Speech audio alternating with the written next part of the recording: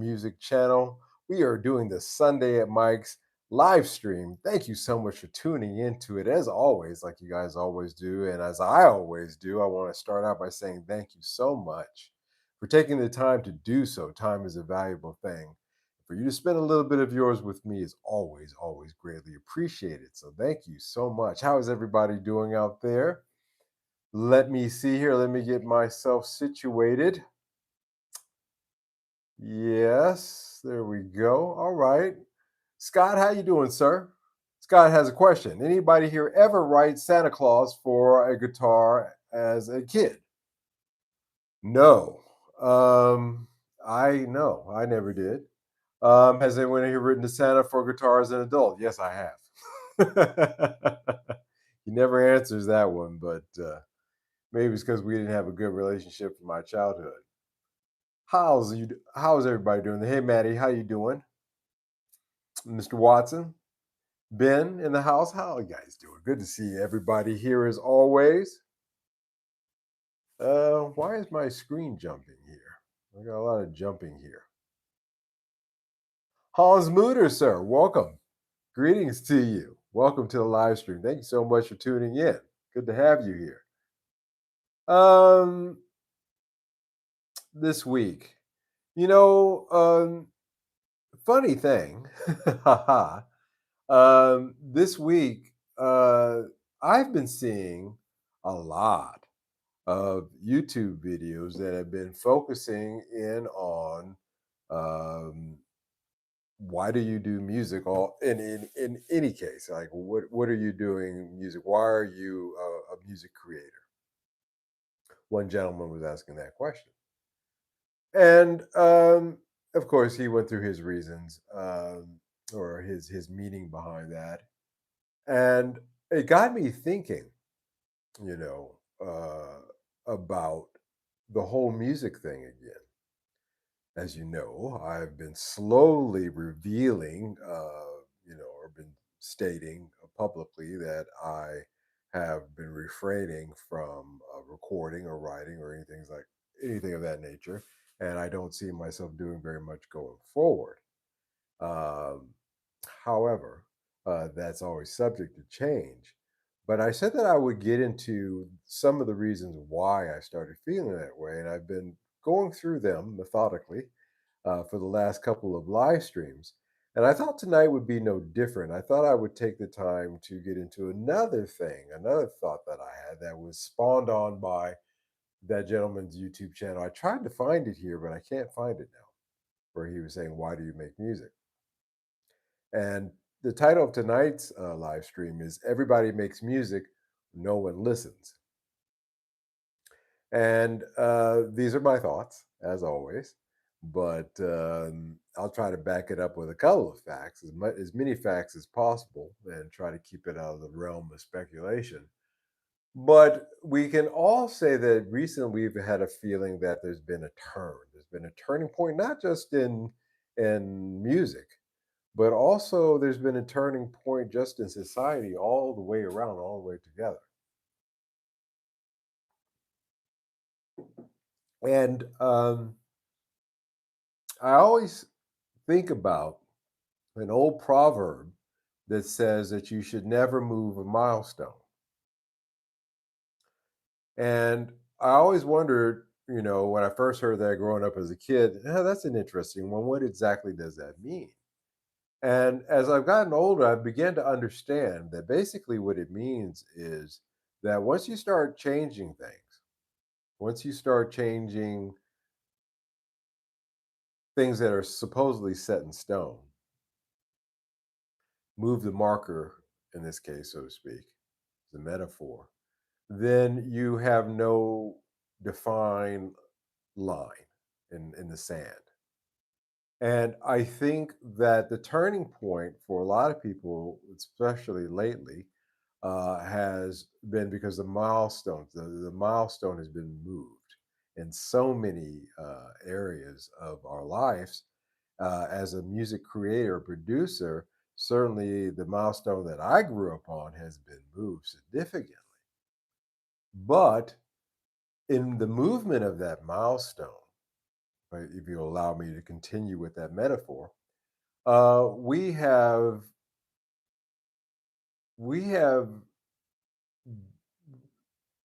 unleashed forces that have actually turned out to be to our detriment. And tonight's discussion is about one of those things in regards to music creation. Now, as I told you before, when I grew up in the studio system, you had to have a manager who was hooked in. I was fortunate; I had Reggie Andrews, who was the well-known record producer. He wrote the song "Let It Whip" by the Daz Band. If you ever want to hear Reggie's work, one of his songs, everybody knows that song. Um, I was fortunate enough to get picked up by him and put into the system, and that meant that I began to get access to studios. And studios in the early 1980, late 1980s and early 1990s were still a very expensive and very difficult thing to get into. It was a barrier. It was a barrier.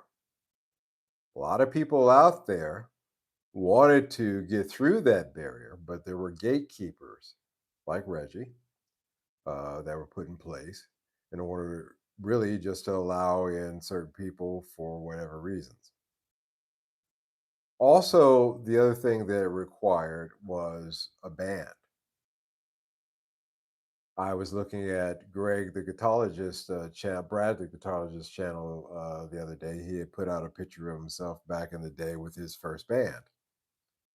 And it was like five guitarists, There were like five guitar players. Like, who's going to play drums? But I thought that was funny because it's so true. That's what it was. Everybody was trying to put together a band because you had to have a band in order to get in. Now, of course, there were guys like me who didn't require a band, but for the most part, that was the normal. Not everybody could play everything. You needed rehearsal time, and a place to do that rehearsal. And all these things required money, which, you know, uh, I'll give you a good example. There used to be a kind of pinup model by the name of Pia Zadora back in the day. She was really just, all hair and a pair, as we used to say, you know. And she wanted, an album, and it just so happened that she had no great talent, but she did have the one thing that you really needed in order to get an album. She had money because her old man was rich.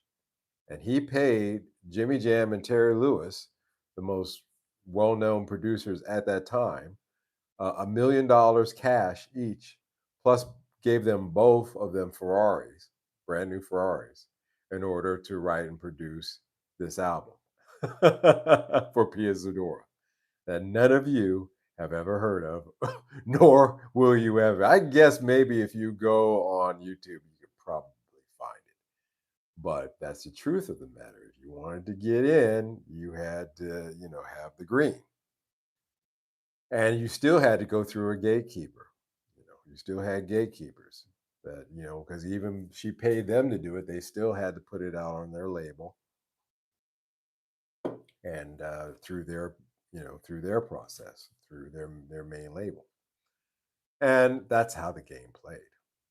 Now, if you fast forward that to today, Pia Sadora, she could have came out with 10 albums because all she had to do is have, a bedroom, a laptop, unlimited free plugins. She could have saved herself $2 million in two Ferraris. you know, and as a result of that, the so-called democratization of the art form, uh, you flooded the market. You removed the gatekeepers. Now, I keep on talking about these gatekeepers and these discussions that I have because I really do want to point out that whereas some would view them as a bad thing, I don't necessarily. Of course, you're saying, well, Mike, you're saying that because you got through, you got in. And yeah, I guess there is a bit of that to it, too, from my viewpoint, from a certain point of view, as Obi-Wan Kenobi would say. But the truth of the matter is that they had a purpose. They kept the flow. They kept the market from getting oversaturated, and they kept just anybody from getting in. They kept the quality of the music at a certain level as well. And if you couldn't pull it off and they still saw some value with you, well, they got producers to come in and work with you and do that part for you. But the quality had to still be there in the end product. Quality in the end product now, as I've said, is dicey. It's dicey. I'd say it wasn't great then. I was watching early 2000s TV show, and their main title was mixed so bad. And I knew why the minute I heard it because that was an early digital recording and they just hadn't got it down yet. It sounded awful, god awful, harsh. But still, in all, again, the gatekeepers had their role. And now, because those gatekeepers have been effectively removed, we're in a situation where the market has been flooded. Catch up here in the chat. What do we got here? Mike, back in the day, did WKRP in Cincinnati ever make you want to try a radio gig? I like Venus Flytrap. Um, Gosh, who's that actor that plays him? I always liked him. There was a episode of that where he was explaining the atom, believe it or not, in a TV episode to a guy, and I thought that that was great. Mr. Carlson, would not be a guy that I'd want to work for, no matter how much Travis put up with it. Yes, I remember the show very well. I can name the names of every character. But did it make me want to get a radio gig? It made me want to do music so that they were playing it on the radio, is what it did. That's the truth. That was one of those shows that I want my album being played on that TV show. One delivery driver that comes to my work looks like Johnny Fever. It's pretty funny. Anthony Thornhill, how you doing? Welcome, welcome, sir. Glad to have you here in the chat. Michael says WKRP was a great show. It was a great show. I didn't miss it, and it was good television. And again, that would get into the fact that again there was gatekeepers on that side of things as well. Now with Netflix and them putting out throwing money at anything that sticks, and why you have the uneven quality of Star Wars productions these days out of Disney. Again, just a lack of quality in the writers and the thought processes. And the same thing has occurred in music, but even worse for us, because not everybody out there is trying to put together a TV show or a movie. Most folks had the ambition to be a singer when singers were big, or a rock star when rock stars were big, or a rapper when rap was big. But there was gatekeepers. They could, and there were, and you had to get into a studio and to record it, and you had to do all those things again. uh, it kept the flood out, kept the flood out, you know. Now there's more music being released in 24 hours, literally, than anyone could listen to in a lifetime. There's more bands, there's more producers, there's more releases, and it's easier to release an album. Like I said, Pia Zadora could have saved herself quite a bit of scratch by just waiting it out, 30 years, however long it's been. But but that just has led to an even worse problem: decline of quality and oversaturation. And tonight, I want to talk about that oversaturation aspect, um, and how that's played into the decline of things, quality and other things. There isn't a shortage of artists. What there really is out there, there's a deficit of attention. There's a deficit of attention.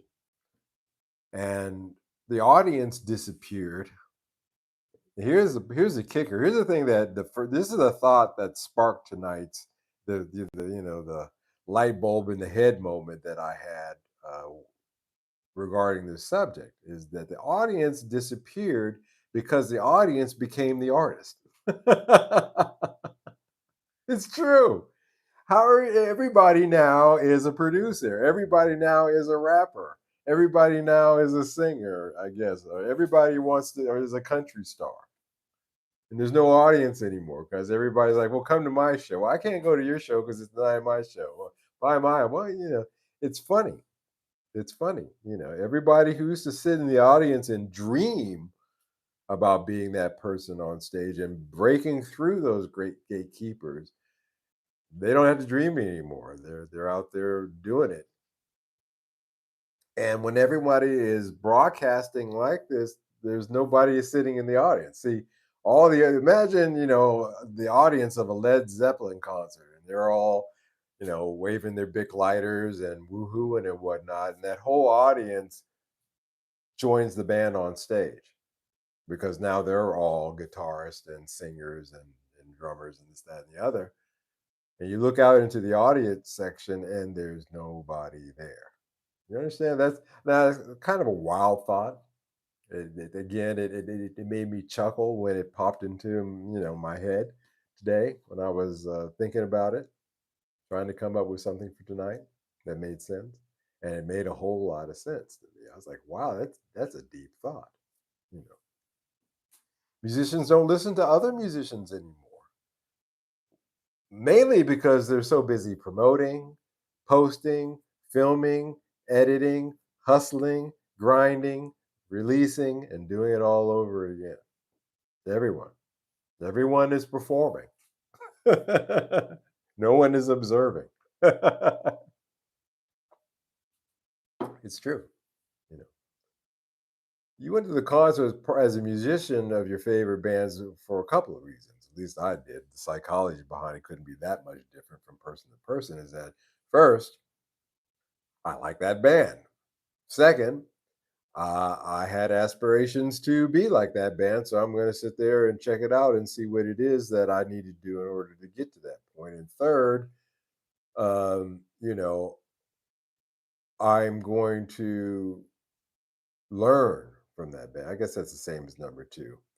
But again, the gatekeepers were the ones that kept everybody. Whoa, whoa, whoa, whoa, whoa! You're not on the stage. You're out in the audience. You're an audience person. You're not a stage person. Nowadays, that security is like, oh, come on up. Come on up. Yeah, you too. Yeah, you too. Come on up. you know, think about that, guys. Am I off? Knock. Knock a Cullen. How you doing, sir? Welcome, welcome, welcome. Welcome, welcome, welcome. Glad to have you. Good to see you. Welcome, guys. Everybody's here. So good to have it. Let me stop here and take a moment, as I always do, just in midway to stop and say thank you guys so much for showing up. It always means a lot to me that I have such a wonderful live stream audience here every week that we do this. Sunday nights, 11 p.m., Wednesday nights, 11 p.m., Central European time, out of Amsterdam here.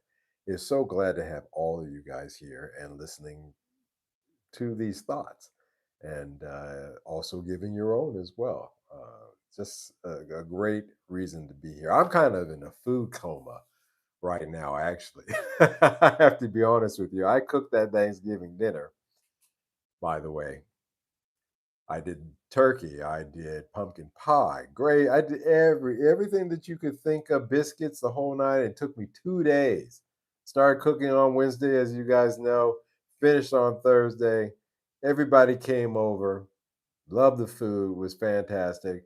I ate far, and I'm not a big eater, but even that, I ate the pecan pie that I made was exceptionally good, and so I've just been grazing on that and the leftovers all weekend.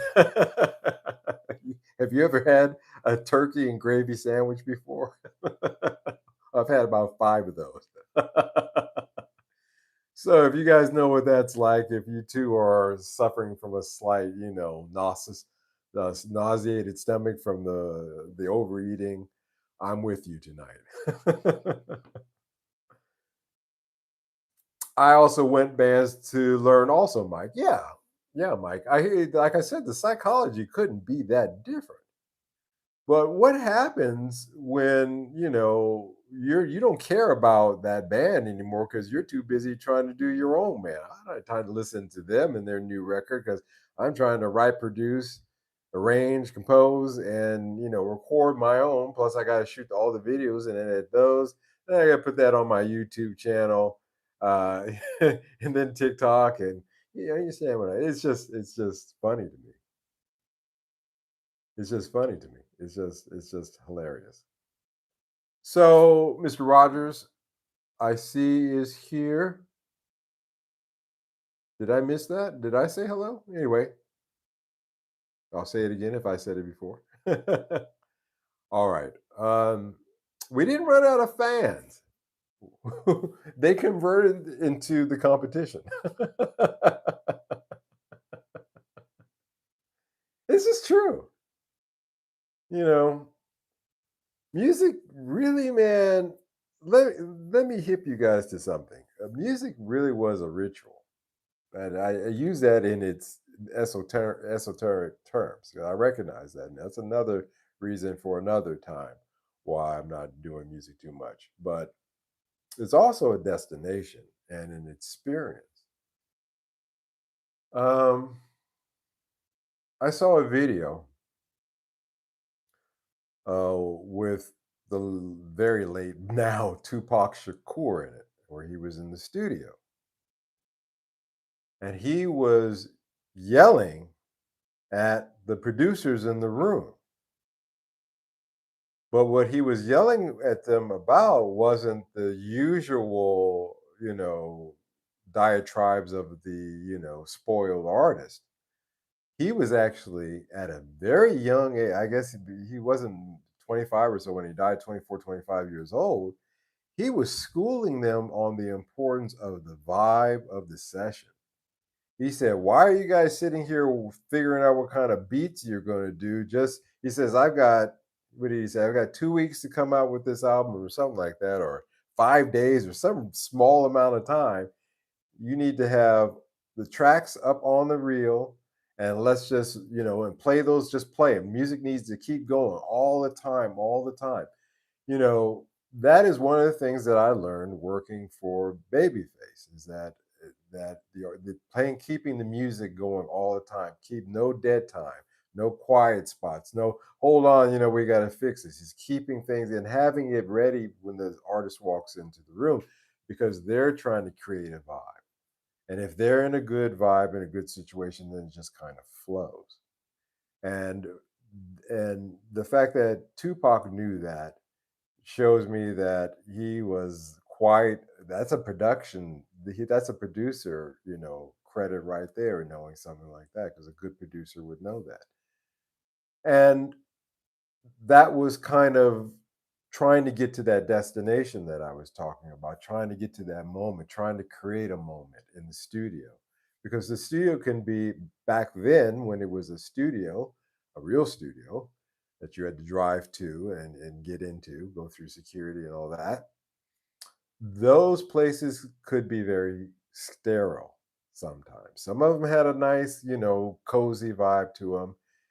Some of them were quite sterile, in my opinion, and cold too, because you had a lot of equipment in there and they had to keep it cool. So you had the air cons going all the time. And you're walking into that and you're trying to create a vibe and as an artist. And that can be difficult. But that is part of the ritual. That's part of the destination. That's part of the experience. All that's out the window. Gone. It's done with. Because you're really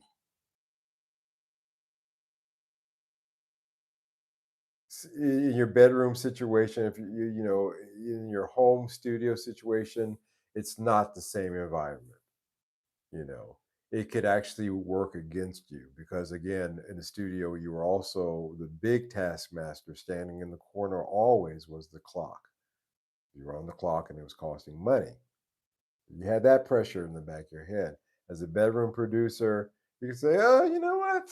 Maybe I'll work on that. Let me finish my coffee and let me work on that a little bit today. I had an idea to change the drum hat. Okay, I like that. I'll get back to it in a week." And that can work against you, especially in a day and age when you have too many choices. Committing something, getting it to tape, and getting it out and crossing your fingers that you did the right thing was part of the creative process. So there's that. Scott says, Mike, ever get caught with a hot talkback mic in the studio when you were saying something unkind? No, uh, because I never said anything unkind in the studio. I have to be honest with you guys, I was kind of very super square. And I knew my place in my position, and it was all yes ma'ams and sirs, even with some of the most ghettoest, rowdiest, ugh, folks that I had to deal with. I was still yes sir, no sir, and all that. Now, when I got out of the studio, and also the rule of silence as well, you learn that, and so I wouldn't talk about it. So no, that never happened. If I didn't like a session or if I didn't like somebody, I just didn't show up. I said, you know what, I call somebody up. Could you take over that session for me because I can't make it today? Mike, sorry to throw you off track. No, no, off track sometimes is where I thrive. But what's the name of that handheld gaming unit you recently bought called again? It's funny that you should mention that. I've got it here right behind me.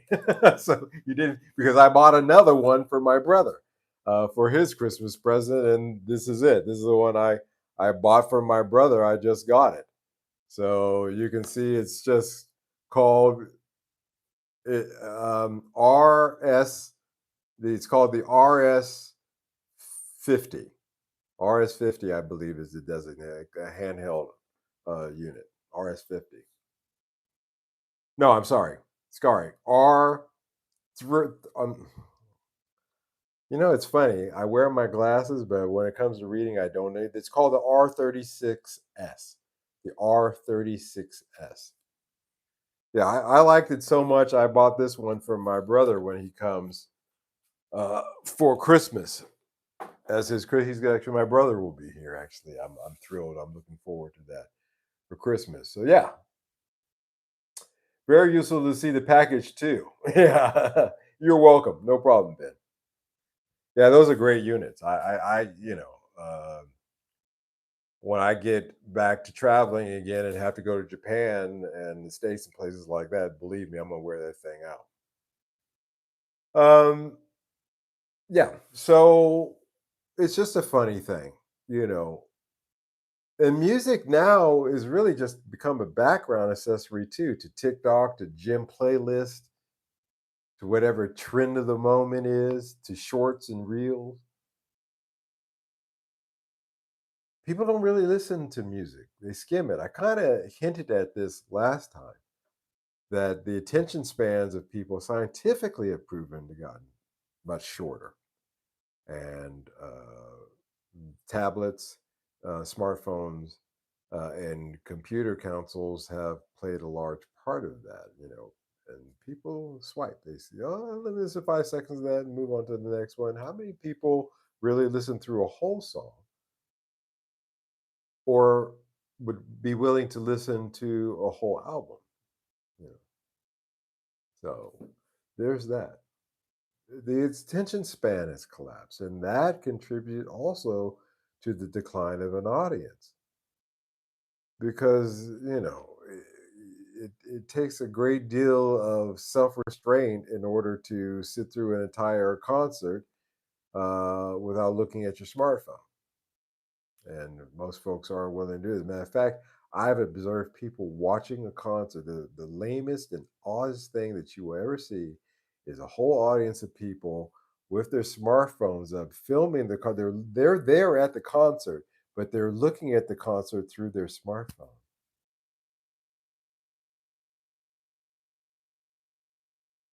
I'm there, but I would rather take the live experience and transform it into this, smartphone thing. That's deep, man. That's deep. Remember they used to hold up the big lighters?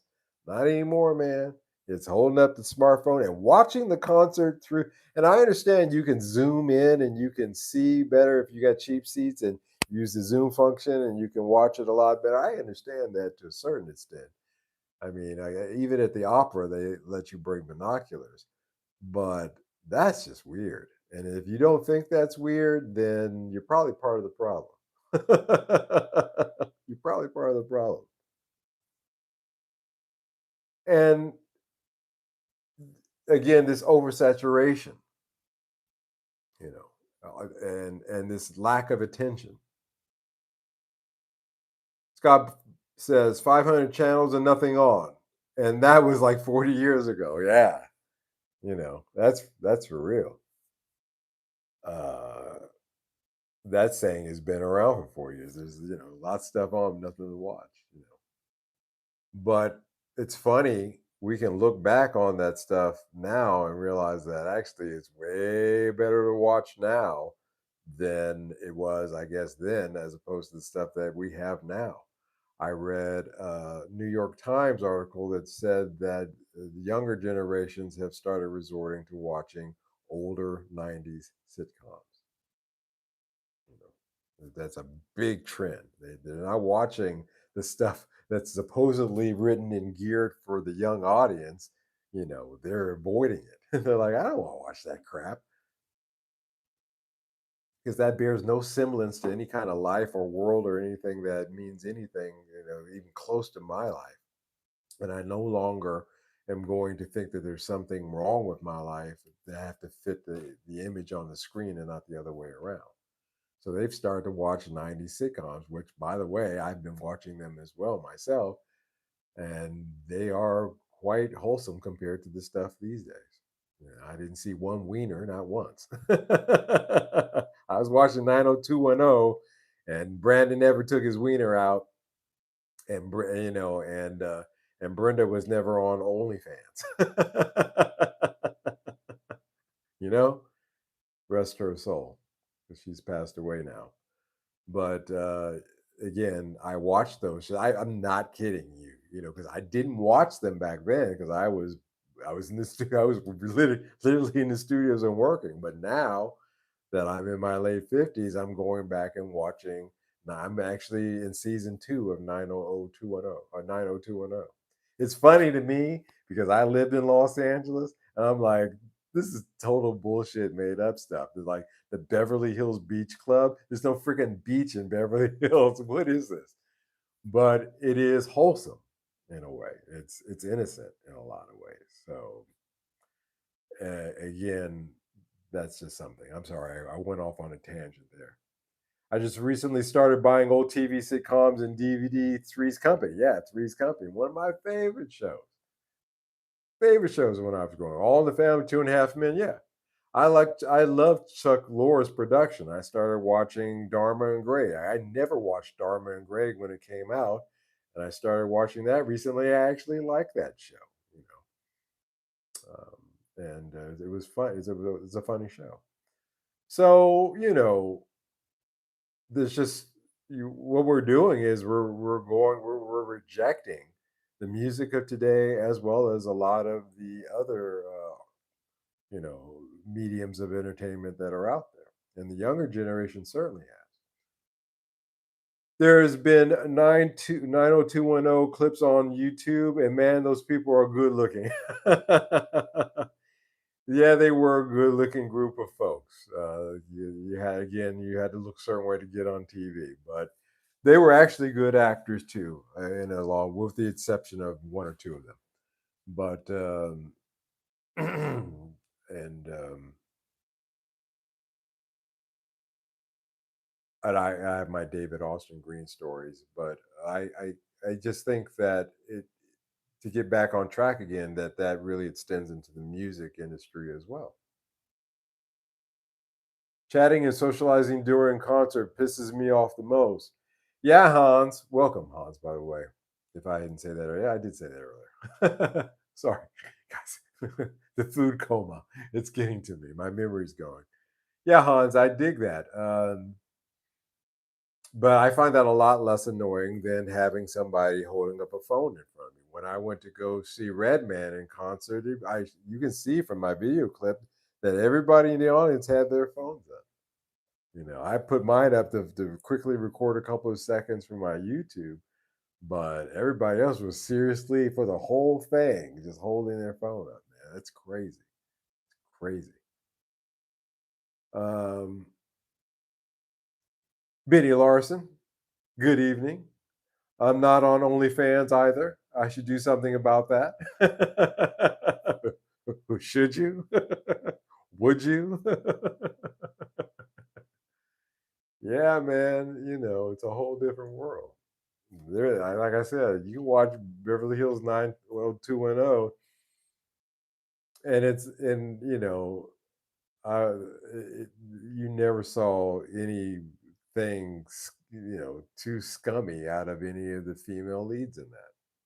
Whereas now, you watch a show like The Peacemaker, I turned that off. I tried to watch that Peacemaker season 2. I got to episode 1, and when they got to that orgy scene, I was out. I tapped out. I'm out because I don't want to see a whole bunch of dudes wieners.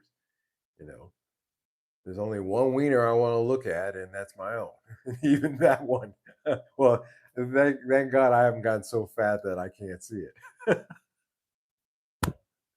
Because that happens at my age. I've been told. But I tapped out. It's like, and then also everybody's been raving about that new Frankenstein movie on Netflix. I watched the first 20, 30 minutes of that, and I turned that off too. But that's because of the esoteric reasons, the esoteric messaging that was in there most people don't see. I was like, this is too much. So, you know, I hated 90210. Jim Henson's Dinosaurs was awesome.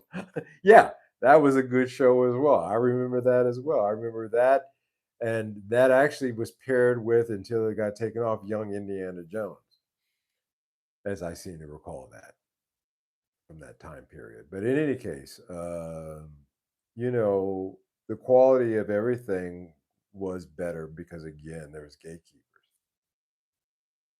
And when you lose the gatekeepers, the market flooded, and everybody who was, watching Beverly Hills 90210 wanted to be on, were suddenly were on it. There was suddenly no audience.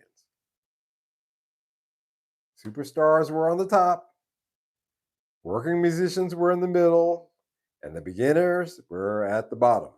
And there was levels of, of bottom. The difference between Hades and Sheol. Okay. So now everybody's a superstar, and there's a million amateurs, and there's no middle class. There's no middle. Which is where I'm going to drive this home tonight, talking about that middle, the working musician. The working musician. The working musician who, as we speak, is getting replaced by Suno AI. And you guys better keep that name Suno in your head, excuse me, because they seem to be panning out to be the dominant player in the AI music game. So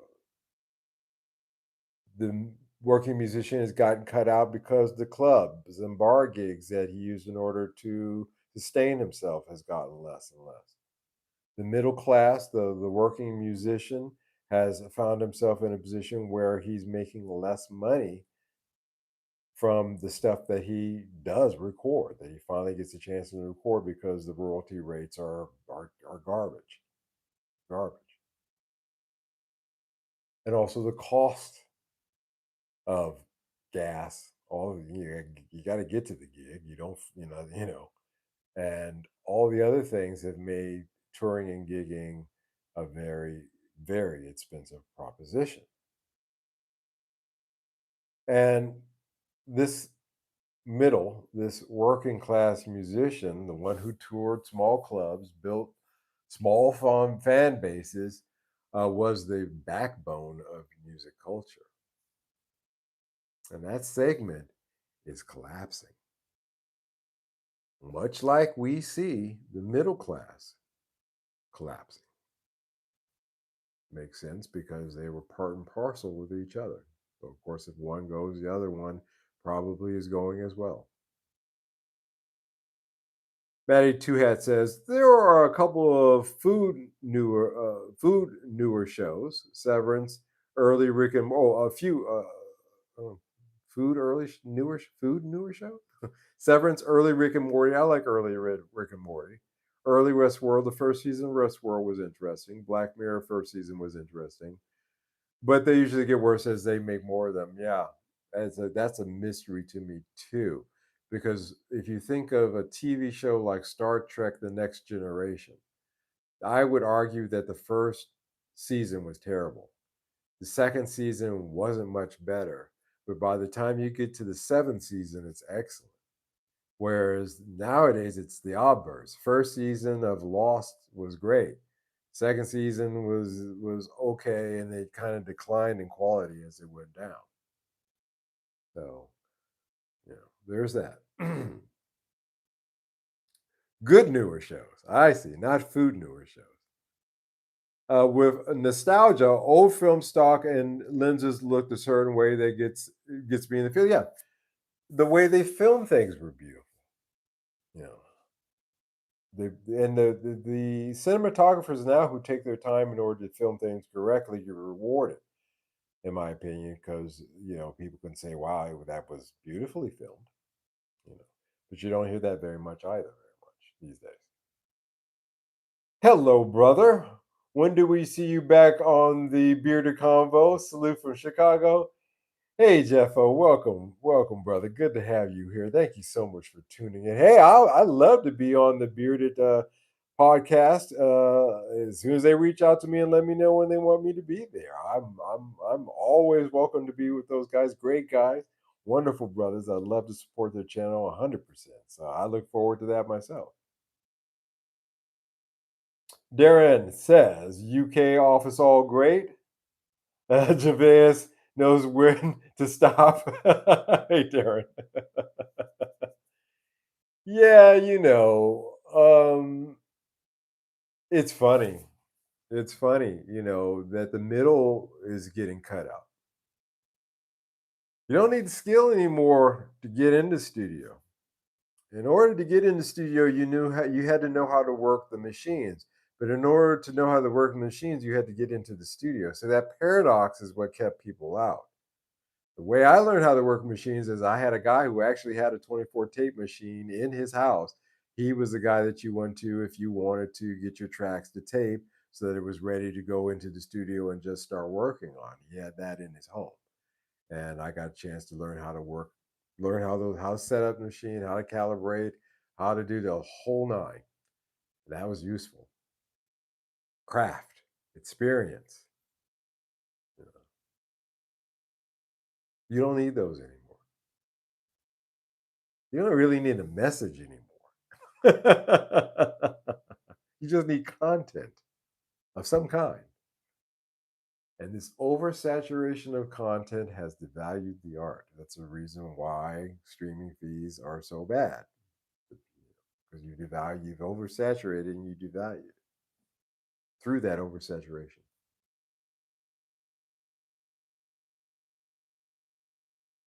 UK Office holds up for sure.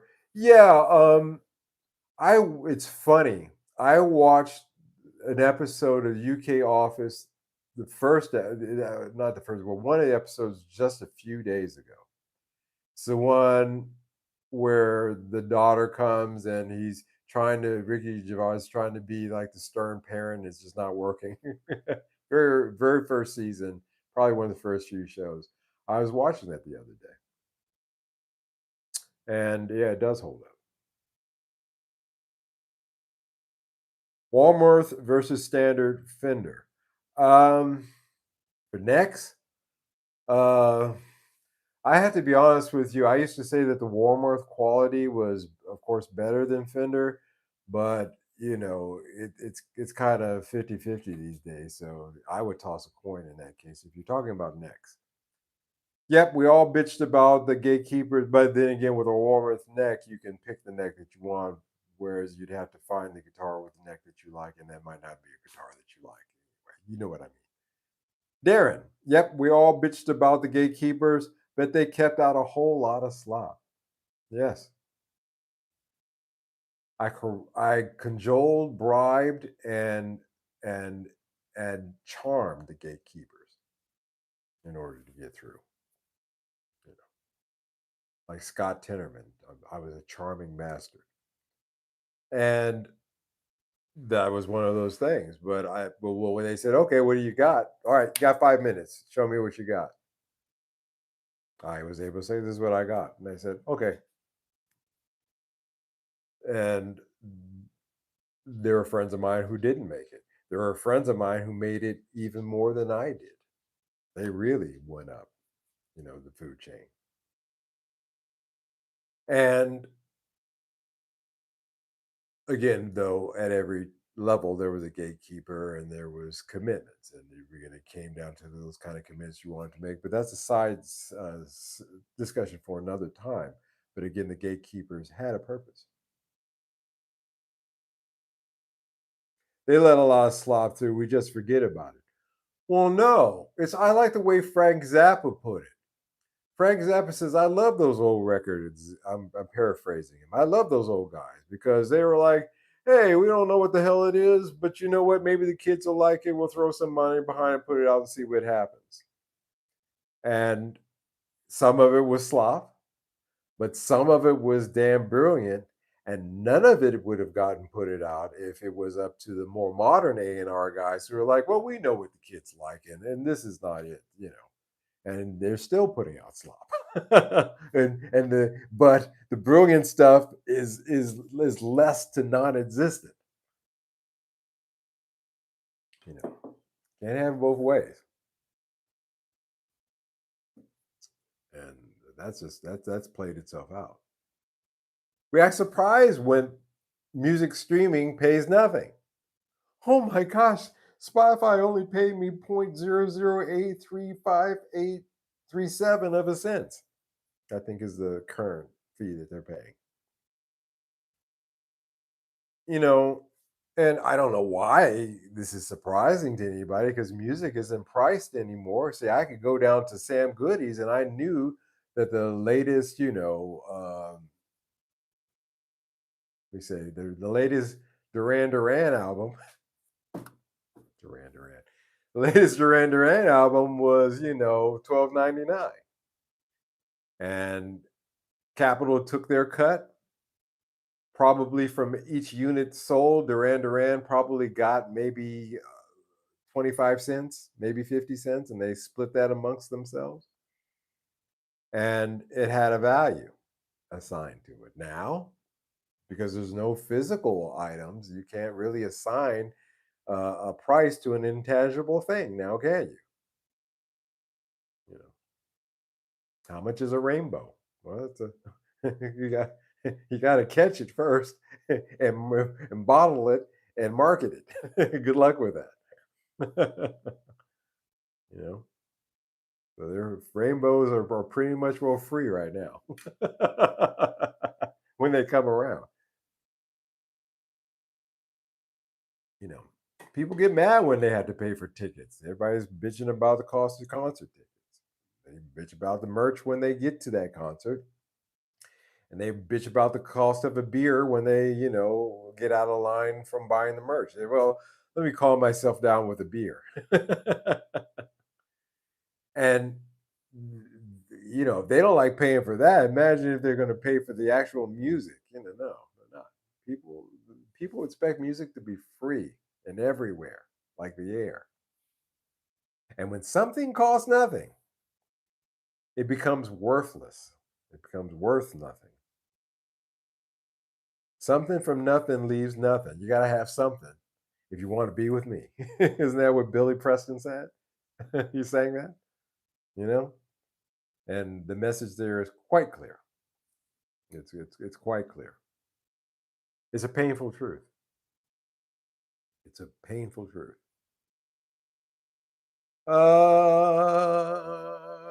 It was like 10% of signed artists that were cut even though after that Zappa quote. Yeah. 90% was crap. I worked at Warner in the 90s and early 2000s.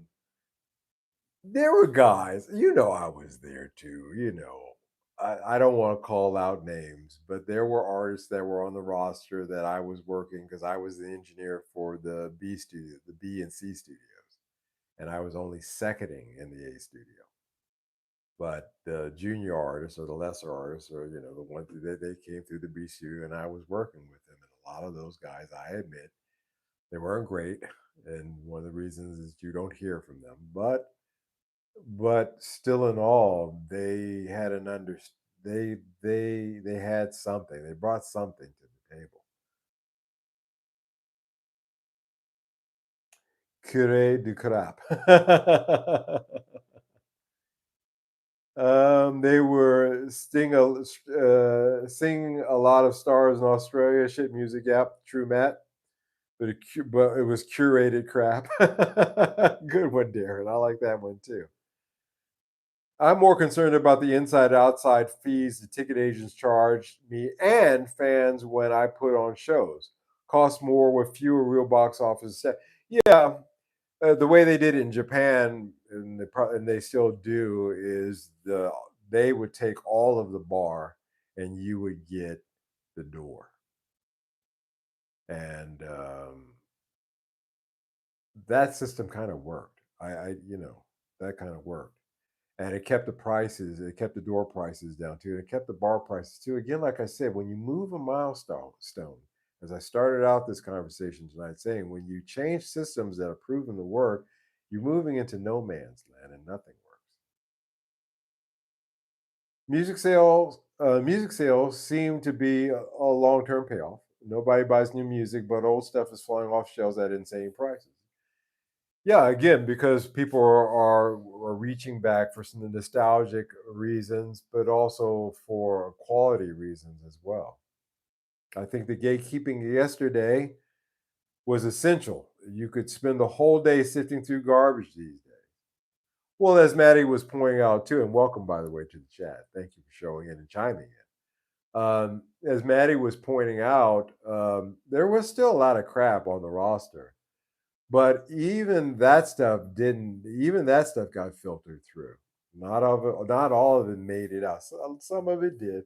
I don't want to name names, but some of it did. But there was a filtering process at every step of the way. Even once you got in, there was a filtering process. And I'm here to tell you that it worked. And now there is none, and it doesn't. Yeah, it was like that in New Zealand back in the day before the big live nations exactly moved in. Yeah, they killed it there. Live Nation is another nail in the coffin. They're just as bad as Spotify. I tried to buy Beastie Boys Ill Communication. The store guy said he was sold out, but getting 35 more copies in. I couldn't believe that. Yeah, yeah. And physical media is flying off. I told you. I'm starting to seriously. I was just talking to my brother, our usual Sunday night conversation. He call him in Utah, see how he's doing. He calls me, and I was talking about starting a record collection, physical media. Physical media is again that tangibility, and you can put a value on it. Then when it's intangible, you really can't. Chris, how you doing? Welcome. Music should be free. I also believe that music shouldn't be good, but often is neither. Should be good, but often is neither. Well, music can't be free because again, it costs that artist the you know the numerous things in order to produce it. I believe that there should be a fair compensation and success should be rewarded. But again, I'm talking about the old system now, aren't I? Matty Two Hats. I'll say this though, it was a beautifully produced craft and looked great too. Again, like I said, you had top guys who produced it and they put out great quality. Even on the back, even the Pia Door album sounded great because you had Jam and Lewis doing it. Yeah. Why should music be free? Lay out your argument. Oh no, let's let's not let's not get into that. I think I think that music should be free in the sense that there should be concert halls like the concert hall down the street. They sometimes perform free concerts for certain charities and organizations. I think that that's something, that's everybody donating their time in order to show love. Outside of that, no. There should be some kind of compensation involved, and there was under the old system. I'm okay with trading my attitudes for free music. That being said, ads are off the hook lately. Yes, you're seeing the decline of YouTube because of the amount of ads that they're putting. You're also seeing them trying to drive channels like mine off of YouTube because now they want to partner up with the movie studios and the TV channels and all of those different forms of media and change YouTube. So yeah, I know so, but I grew up watching TV commercials, so it doesn't bother me. I'm thrilled when I watch a Japanese TV show that somebody taped and put up on YouTube, and they tape the TV commercials in between as well. I get thrilled because I get to see, wow, this year's Japanese TV commercials. I like commercials myself. The Dutch ones are interesting because I'm studying Dutch. But I grew up again watching TV that had commercials. So commercials don't bother me, honestly. Weirdly enough, I'm old enough where they don't bother me. It's like, okay, TV commercials. I'm used to that. I know that. Let's not forget radio was free. Yeah, that's a good, in that sense, it was free. But as you pointed out in the second statement about ownership of music, that's where it got shady. Yeah, you know, radio was free, but it was free in the sense that somebody was willing to pay for the expense of it because they saw the value of it for something else that they were trying to promote. In this case, of course, music or whatever they're trying to sell. The advertisers. If you remember WKRP, one of Andy's jobs was to get in commercial advertisers in order to pay for the free music that was being put out on the radio stations. And by the way, DJs were getting payola and things like that. We know that. But there's your free. Good point, Maddie. Um, and not any kind of ADA, but the most dystopian ones ever. Sportsbook, cultural cancer. Agree with that. Alcohol sales, cancer. Um, I'm surprised. Anybody who will take on alcohol or gambling as a sponsor, I kind of look at side eye because I'm like, dude, you might as well be selling crack out on the corner. Oh, it's not me. This is they're just my sponsor. You're contributing to it. The oldies radio station is old enough for my liking. Yes, artists should be paid, but music should be free. Well, as we pointed out, the radios are free. I understand this sounds absurd. But the ads, yeah, the ads are what pay for that free radio. See, nothing's free. Nothing in life is really, despite what Janet Jackson and Luther Vandross saying the best things in life are free, that's not true. Um, Even if you want to go on a date, you got to get there. And that ain't free. Um, So there's that. Free just means someone else paid for it. Exactly, Mike Holmes. It's exactly. It's because somebody saw a value in it in order to sponsor it, to support it. And that's just the reality of it. Now, Spotify having commercials lets you know that that was really some bullshit because their model didn't require you didn't require it for them really to have advertising. And then to use that as an excuse, well, we're going to give you no ads in between, ad free if you pay more. That you just put the ads in there really made just so that you could create another tier. We'll get into that another time about this tiered stuff. But in any case, you know, you, as I pointed out before, you didn't have YouTube at all, and you were not, your competition was very low. Now, on YouTube, as a guitarist, you're also competing with the puppy channel. Nobody's going to say no to a puppy. Influencers, gaming, podcasts, algorithms, comedians, golf clubs, exotic cars, chicks cleaning their houses, wearing next to nothing and bending over for the camera. I came across one of those the other day. I couldn't believe it. It's a house cleaning tutorial. I'm gonna pretend like I didn't love it, but I have to say I was like, oh, this is interesting. Because this chick on YouTube cleaning her house with like the flimsiest of articles on with nothing on underneath. That's what you're competing with as a guitarist. And let me tell you something right now. I don't care how great you can play Van Halen's Eruption, you're not going to beat Home Chick. You're just not. It's not. Music has lost the battle for attention. It's lost the battle for attention. You know, that's a big problem. I like my ad free spot. I have Sirius 2. In my opinion, they should bring back Soul Train and Midnight Special. Yeah, you know, again, but you really have to be able to really perform, and so few of them can actually perform.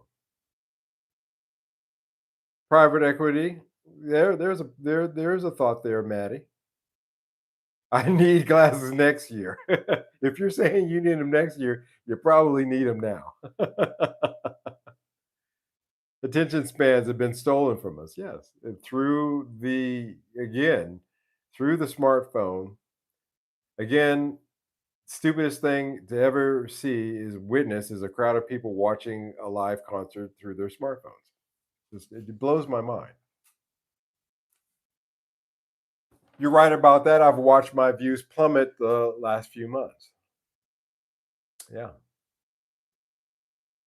And attention is actually the currency of the day. And as a result of this, musicians are coming up broke.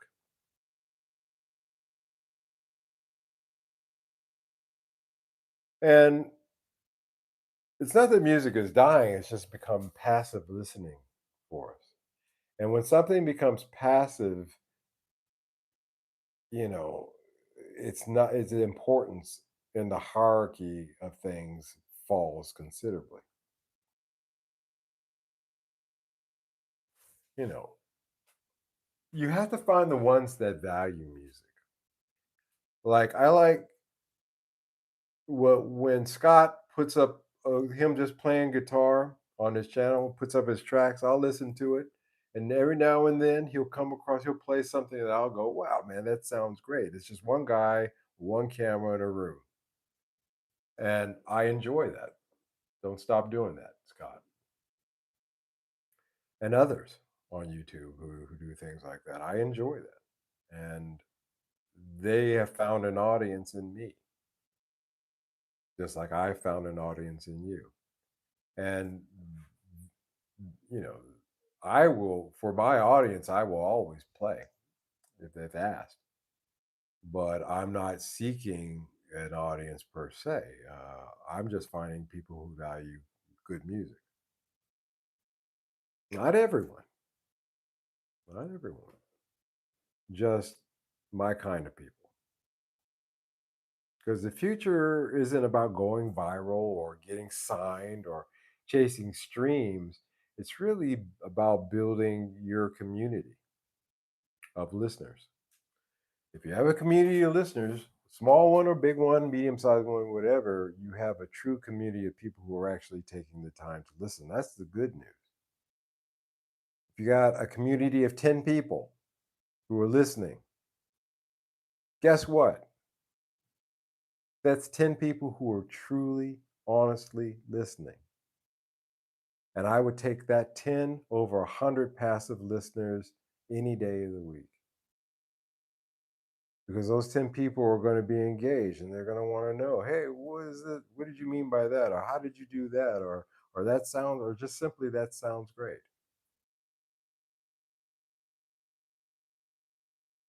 And in this day and age, you will find that to be far, far, far more rewarding. I have at least than 1,000, 10,000, 100,000, a million passive listeners. Hell, even at a million passive listeners on streaming, you're still only making $1,800, 15 between 15 and $1,800 for a million streams, passive streams. And these are people for that 15 to $1,800. These are people who are, if you put on a show, they're not going to come because they're not really invested in you per se.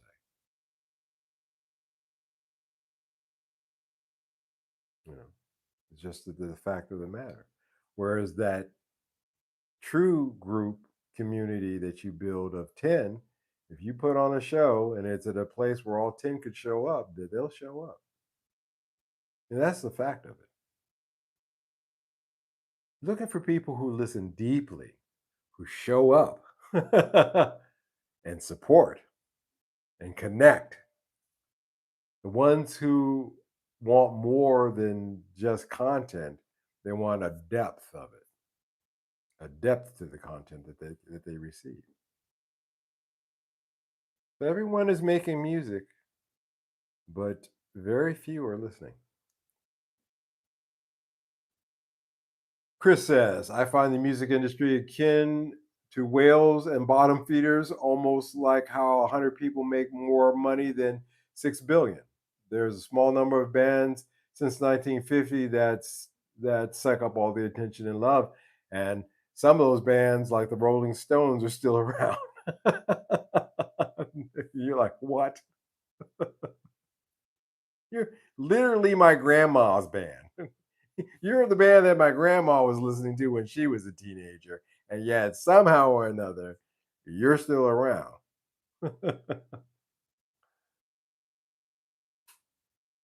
um, it's funny stuff, guys.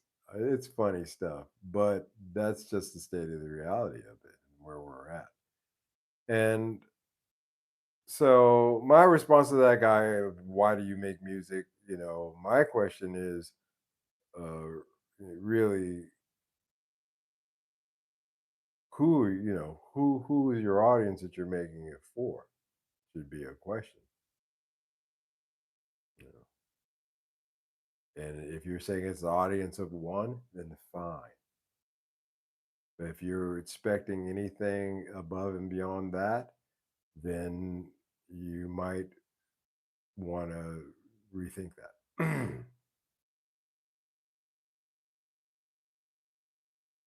I like my music played by skeletons.